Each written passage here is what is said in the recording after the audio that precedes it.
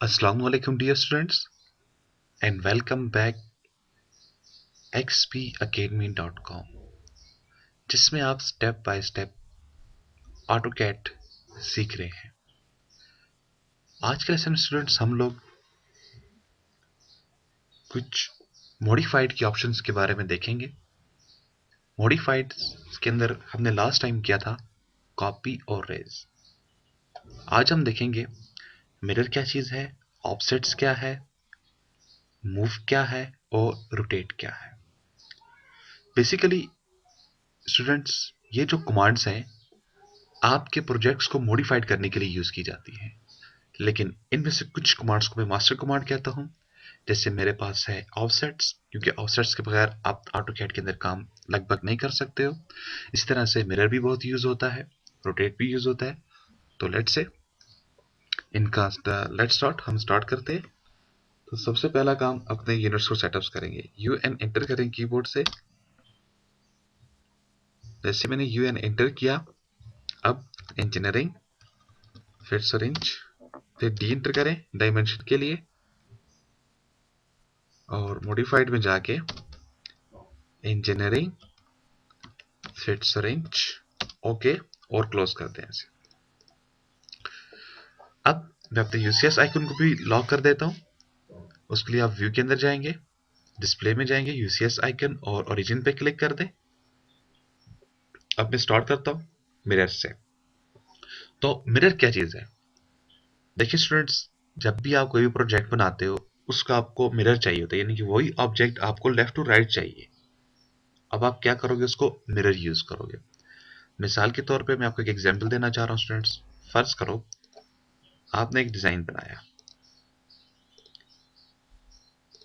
अब मैंने तो ये एक मैप बना डाला, एक एग्जांपल दे रहा हूं।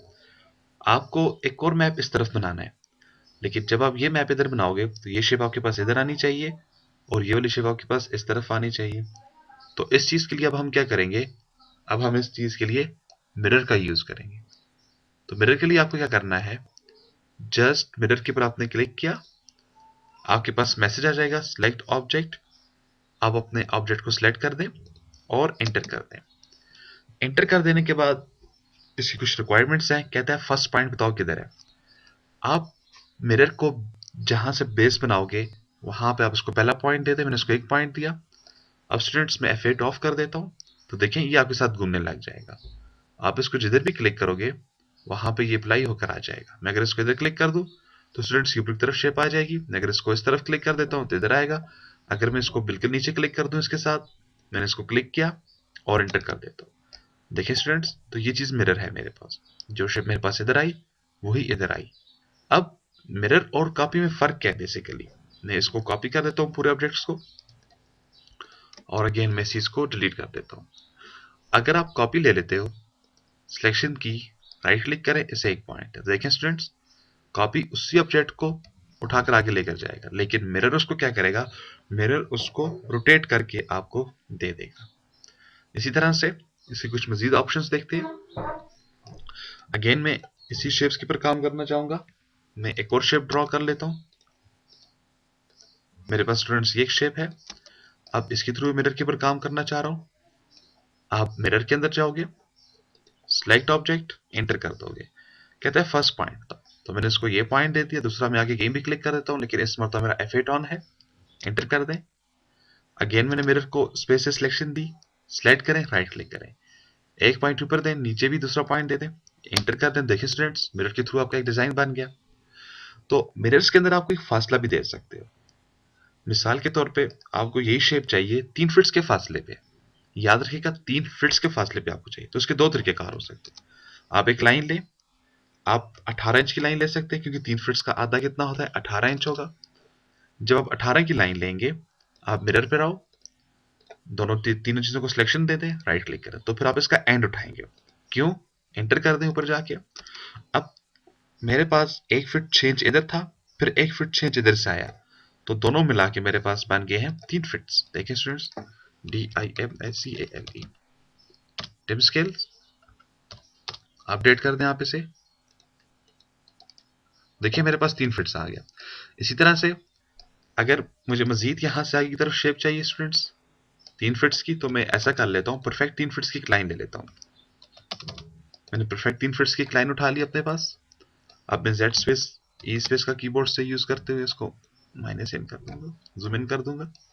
अब आप अगेन मिरर के ऊपर आओ, इन तीनों ऑब्जेक्ट को सिलेक्शन दे दें, राइट क्लिक कर दें। अब आपने इसका मिडल उठा लेना है। याद रखिए स्टूडेंट्स, बात तो वही है, लेकिन जस्ट मेथड थोड़ा सा डिफरेंट आ रहा है। क्लिक करके एंटर कर दें तो देखिए आपके पास दोनों तरफ ये शेप निकल कर आ चुकी है। इसी तरह से जब आप बाज़ किसी शेप को मिरर करते हो या आपसे क्वेश्चन पूछता है, हम देखते हैं वो क्वेश्चन हमसे क्या पूछ रहा था। मैंने मिरर की ऑप्शन के ऊपर में गया, सिलेक्शन दी, राइट क्लिक कर दें। कहता है फर्स्ट पॉइंट बताएं, आपने इसको 1 पॉइंट दे दिया। दूसरा पॉइंट जब आप बताने लगते हो, आपने दूसरा पॉइंट इसको दे दिया। कहते हैं रेस सोर्स ऑब्जेक्ट। सोर्स ऑब्जेक्ट आपका ये होता है बेसिक वाला। इससे पहले मैंने जितना भी काम किया था, मैं इसे नो एंटर कर रहा था, यानी कि सिंपल एंटर करने से नो प्रेस हो जाता है। मैंने पिछले लेसन भी आपको बताया था, जब सब कमांड के सामने आपके पास लेस देन पड़े हुए आ जाए, उनके अंदर जो भी ऑप्शन लिखी होगी यानी कि वो एक्टिव होती है। तो इसमें क्या कह देता हूँ यस, जैसे मैं इसको यस कह दूंगा तो क्या करेगा, सोर्स ऑब्जेक्ट को डिलीट कर देगा, नए ऑब्जेक्ट को उठाकर अपनी जगह पर ले आएगा। तो स्टूडेंट्स ये थी हमारी मिरर की ऑप्शन। इसकी शॉर्टकट है MI। MI एंटर करें कीबोर्ड से, MI एंटर करेंगे कीबोर्ड से तो आपके पास मिरर एक्टिव हो जाएगा। देन हमारे पास जो ऑप्शन आ रही है वो है ऑफसेट्स। जैसे मैंने अभी आपको थोड़ी देर पहले बताया, ऑफसेट्स को मास्टर कमांड आप कह सकते हैं ऑटो कैड की। बेसिकली ये वो चीज़ है जिसके थ्रू 99% आप काम करते हो ऑटो कैड के अंदर। फर्ज करें मेरे पास एक लाइन यहाँ पे है और एक ऑब्जेक्ट मेरे पास इस तरफ है। अब मैंने एक लाइन आगे की तरफ लगानी है, इस लाइन और इस लाइन के बीच का फासला 9 इंच होना चाहिए। तो फिर आप क्या करोगे, ऑफसेट का यूज करोगे। ऑफसेट्स में जाएंगे तो ऑफसेट्स में आपसे ये डिस्टेंस डिस्टेंस पूछ रहा है, आप इसको जस्ट डिस्टेंस बता दो। मैं इसको बता रहा हूँ 9, एंटर कर दें। अब कहता है सिलेक्ट ऑब्जेक्ट। अब आपके पास दो ऑब्जेक्ट है, किसको आप ऑफसेट देना चाह रहे हो, मैं नीचे वाले को देना चाह रहा हूँ, लेफ्ट साइड या राइट साइड, जिस तरफ आप देना चाह रहे हो उधर आप क्लिक कर दो। देखिए स्टूडेंट्स ये 9 पे मेरे पास लाइन निकल कर आ गई है। अगेन मैंने ऑफसेट्स को पिक किया, उठा के नीचे की तरफ क्लिक कर दिया। अगेन आप आगे की तरफ निकल सकते हो या पीछे की तरफ आप जाना चाह रहे हो, जैसे आपकी मर्जी से आप इसे यूज करना चाहो। स्केप करें, वापस मैं ऑफसेट्स के अंदर गया जा रहा हूं, लेकिन ऑफसेट्स की शॉर्टकट की मदद से ओ मैंने प्रेस किया तो मैं ऑफसेट्स के अंदर चला गया। अब मैं इसको देता हूं यहां पर 5 फिट्स का distance. Select line object, enter कर दें। देखिए ये 5 फिट्स पे चलेगी, इसको भी सिलेक्ट करके नीचे कर दें, ये भी 5 फिट्स पर आ चुकी है। तो ऑफसेट्स क्या करता है, आपके खास टारगेट पे ऑब्जेक्ट को उठाकर फेंक देता है। बहुत ही इंपॉर्टेंट ऑप्शन है स्टूडेंट्स, इसके ऊपर ज्यादा से ज्यादा आपको प्रैक्टिस करने की जरूरत है। उम्मीद है स्टूडेंट्स आपको समझ आ रही होगी। मजीद मालूमात के लिए प्लीज़ हमारी वेबसाइट्स को विजिट करें www.xpacademy.com।